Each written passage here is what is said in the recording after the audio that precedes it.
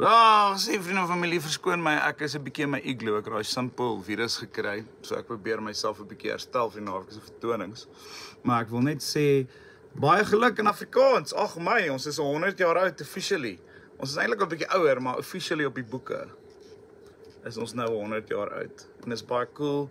Ek wil sê dankie en almal in Afrikaans en ek wil net hierdie liedjie sing want dit is so gepas. Een van my treffertjies. Ons is van dieselfde stof gemaak. Ons baie draai al ewig in mekaar. As ek myself verloor, bly jy steeds op my spoor.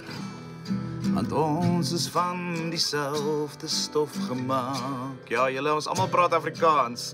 Ons is van dieselfde stof gemaak. Al fight ons somtyds, is ons nog steeds van dieselfde stof gemaak.